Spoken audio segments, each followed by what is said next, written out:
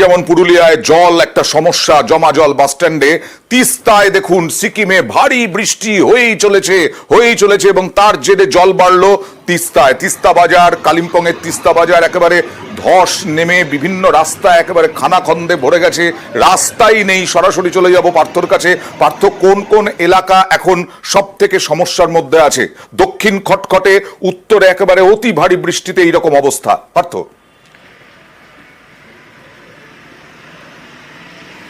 একেবারে দেখো, এখন তিস্তা বাজারের অবস্থা কিন্তু খুবই বেহাল হয়ে পড়ছে, কেন টানা বৃষ্টি চলছে নর্থ সিকিম জুড়ে, আর উত্তর সিকিমের বৃষ্টির জেরেই কিন্তু হু করে জল বাড়ছে তিস্তার। হয়তো কালিম্পং বা দার্জিলিংয়ে বৃষ্টির পরিমাণ কম, তবে আজ সকাল থেকে কিন্তু কালিম্পং এবং তিস্তা বাজারও মুষলধারে বৃষ্টি হয়েছে এবং তার জেরেই আবারও দুদিন পরে কিন্তু আবার পুরনো চেহারায় ফিরল তিস্তা, এবং আবারও যে কালিম্পং এবং দার্জিলিংয়ের সংযোগকারী যে তিস্তা বাজার রুট, সেই তিস্তা বাজারের রাস্তায় কিন্তু জল দাঁড়িয়ে পড়ে এবং সেখান থেকে কিন্তু যান চলাচল বন্ধ রেখেছে প্রশাসন। তবুও ঝুঁকির পারাপার করছে কিন্তু বেশ কিছু গাড়ি, তার মধ্যে পর্যটকদের গাড়িও কিছু গেছে।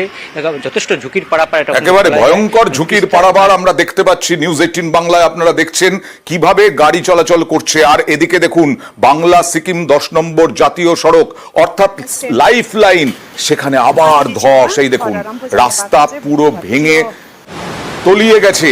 সিকিমের অধেরি ঝোড়া ধস, তিস্তার কবলে জাতীয় সড়কের একাংশ। কয়েক দিন ধরে বারবার লাইফ লাইনে ধস, সড়ক থেকে ধস সরানোর কাজ চলছে। গাড়ি ঘোড়া সেরকম ভাবে চলছেই না, কারণ এই 10 নম্বর জাতীয় সড়ক এতটাই গুরুত্বপূর্ণ। সেই 10 নম্বর জাতীয় সড়ক প্রাকৃতিক দুর্যোগের কবলে পড়ছে এবছর বারবার।